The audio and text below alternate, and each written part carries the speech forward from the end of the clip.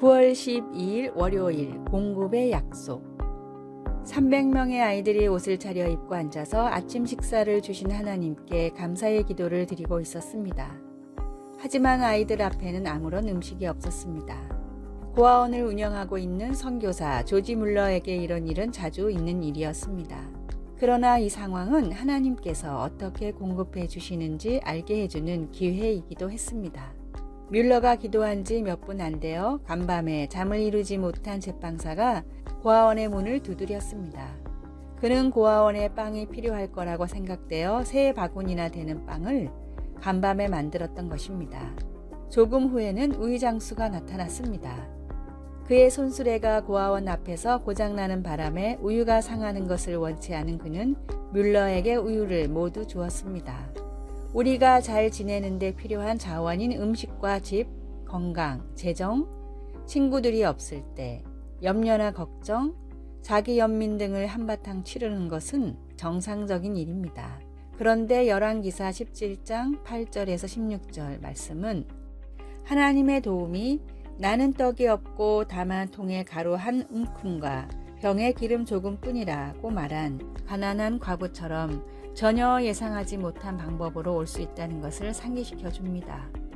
그 이전에 엘리야에게 공급해 준 것은 까마귀였습니다. 우리는 부족한 것을 채우려고 염려하므로 여러 갈래로 길을 찾아 나설 수 있습니다. 하지만 하나님께서 우리의 필요를 채워주시겠다고 약속하신 공급자시라는 것을 분명히 알면 자유로울 수 있습니다. 말씀. 그와 엘리야와 그의 식구가 여러 날 먹었으나 열왕기사 17장 15절. 찬송 15장. 하나님의 크신 사랑. 기도. 저의 모든 필요를 공급하시는 하나님을 분명히 볼 수 있게 해 주소서. 하나님을 먼저 찾지 않고 헛되이 제 방법을 먼저 찾았던 날들을 용서해 주소서. 예수님의 이름으로 기도드립니다. 아멘.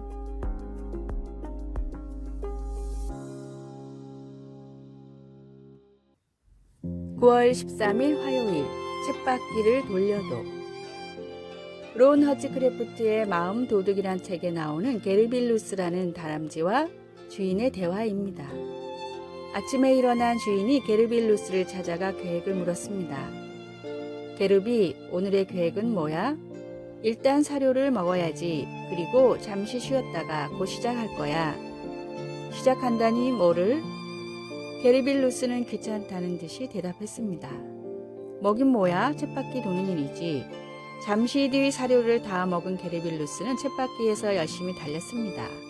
주인이 몇 시간 뒤 찾아와 다시 물었습니다.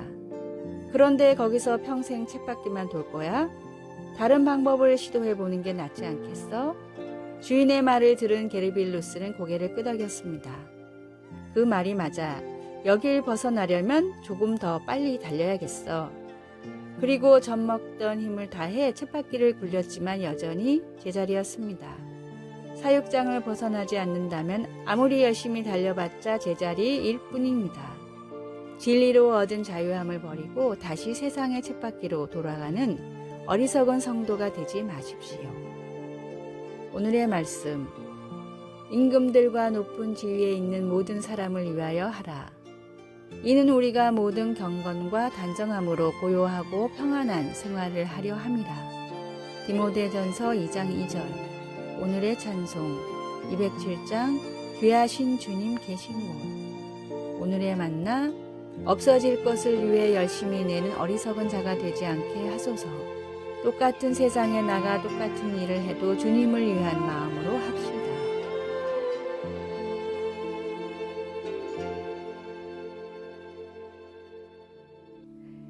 9월 14일 수요일 황량한 곳에도 아름다움이. 우리는 종종 길을 걷다 바위 틈에 피어난 꽃을 발견할 때가 있습니다. 그것은 넓고 아름다운 들판에서 자라나는 꽃들만큼 키가 크지는 않아도 아름답기는 마찬가지여서 보면 기분이 좋아집니다. 이렇게 거칠기만 한 곳에서 우연하게 좋은 것을 만나고 보면 예수님을 믿는 사람들에게도 삶이 얼마나 생기가 없고 황량하게 보일 수 있는지 생각하게 됩니다. 어려움은 극복할 수 없을 것 같고 시편 기자 다윗의 외침처럼 우리의 기도도 때로는 소용없는 것처럼 보이기도 합니다. 여호와여, 나는 가난하고 궁핍하오니 주의 귀를 기울여 내게 응답하소서. 우리도 다윗처럼 기쁨을 갈망하는 존재들입니다. 그러나 다윗은 이어서 주를 부르는 모든 사람들에게 인자함을 넘치게 베풀어 주시는 하나님, 신실하시고 긍휼히 여기시며 은혜를 베푸시는 하나님을 섬긴다고 선언합니다. 하나님은 정말로 응답해 주십니다. 때때로 하나님은 황량한 곳에 해바라기를 보내주십니다. 그것은 친구로부터의 격려의 말이나 글, 위로의 문장이나 성경 구절 혹은 아름다운 해돋이처럼 우리에게 희망을 가지고 더 가벼운 발걸음으로 앞으로 나가게 해주는 것들입니다. 우리를 어려움에서 건져주시는 하나님을 경험할 그날을 기다릴 때에도 시편 기자처럼 주는 위대하사 기이한 일들을 행하시오니 주만이 하나님이시니이다 라고 선언하는 우리가 될 수 있기를 소원합니다. 말씀, 주는 선하사 사죄하기를 즐거워하시며 주께 부르짖는 자에게 인자함이 후하심이니이다. 시편 86편 5절. 찬송 327장 주님 주실 화평. 기도, 사랑의 하나님, 긍휼히 여기시고 은혜를 베풀어 주시니 감사합니다. 신실하신 하나님이 과거의 나의 기도를 어떻게 응답하셨고 또 미래에 어떻게 응답하실지 기억하게 하소서. 예수님의 이름으로 기도드립니다. 아멘.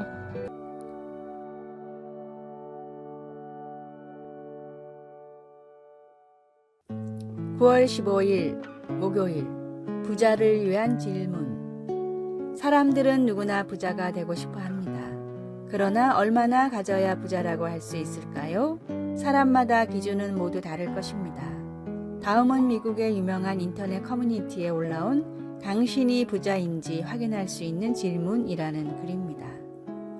첫째, 친구의 성공에 진심으로 축하할 수 있다면 부자이다. 둘째, 남을 위해 베풀 때 본절 생각이 안 난다면 부자이다. 셋째, 자녀들의 존재만으로 기뻐할 수 있다면 부자이다. 넷째, 모든 식사에 앞서 진심으로 감사 기도를 드린다면 부자이다. 다섯째, 일상에서 접하는 자연의 아름다움이 느껴진다면 부자이다. 여섯째, 부족한 것에 대한 갈망이 아니라 있는 것에 대해 감사하고 있다면 부자이다. 일곱 번째, 남을 비난하는 횟수보다 더 많이 축복한다면 부자이다. 여덟 번째, 과거를 그리워하지 않고 미래를 기대하고 있다면 부자이다. 아홉 번째, 아무리 바빠도 하나님을 잊지 않고 있다면 부자이다. 열 번째, 죽음이 두렵지 않다면 부자이다. 진정한 부자는 마음의 구원의 확신을 품고 하나님이 주신 것에 만족하며 사는 사람입니다. 우리 삶에 베풀어 주신 하나님의 충만한 은혜에 감사하십시오. 오늘의 말씀. 내가 비천에 처할 줄도 알고 풍부에 처할 줄도 알아. 모든 일에 배부르며 배고픔과 풍부와 궁핍에도 일체의 비결을 배웠노라. 빌립보서 4장 2절. 오늘의 찬송 301장 지금까지 지내온 것. 오늘의 만나. 주님께서 인정하는 진정한 부자가 되는 삶을 살게 하소서. 10가지 목록 중에 내게 필요한 부분이 무엇인지 살피고 개선합시다.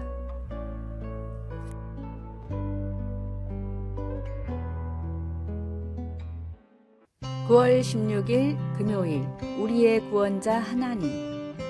넓은 바다에서 한 구조대원이 철인 3종 경기 중 당황하여 난간에 빠진 수영 선수들을 돕기 위해 카약을 타고 나섰습니다. 그 여자 구조 요원은 카약의 가운데를 잡으면 배가 뒤집히는 것을 알고 배 가운데 부분을 잡지 마세요 라고 수영 선수들에게 소리쳤습니다. 그 대신 그녀는 힘이 빠진 수영 선수들을 카약의 앞머리 쪽으로 가라고 했습니다. 거기서 고리를 잡으면 이 카약 안전 요원이 그들을 구조해 주었습니다.